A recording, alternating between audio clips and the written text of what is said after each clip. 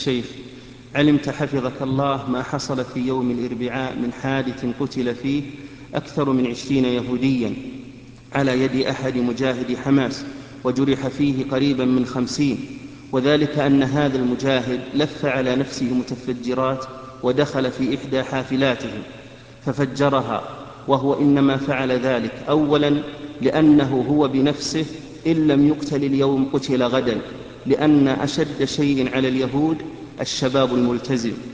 ثانيا أن الحادث الذي مر في الخليل يريد أولئك المجاهدون أن ينتقموا من اليهود منه.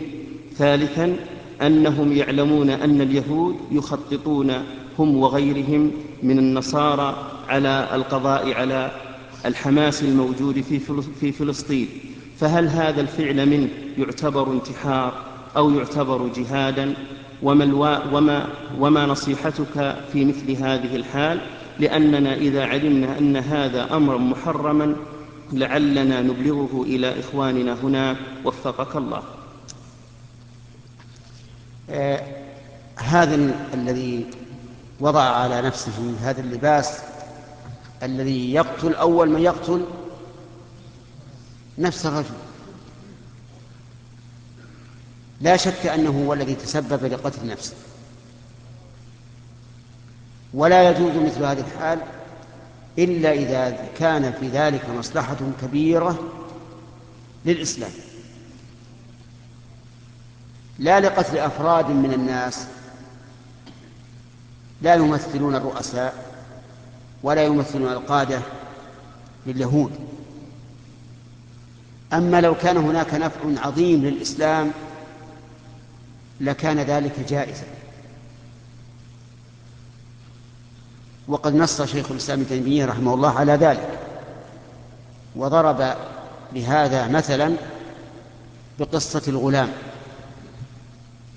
المؤمن الذي كان في أمة يحكمها رجل مشرك كافر،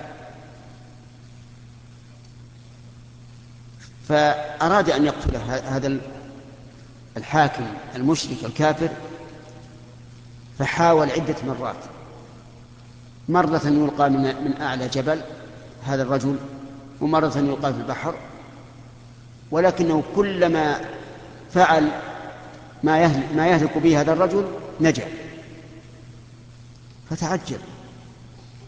فتعجب الملك الحاكم، فقال له يوم من الأيام: أتريد أن تقتلني؟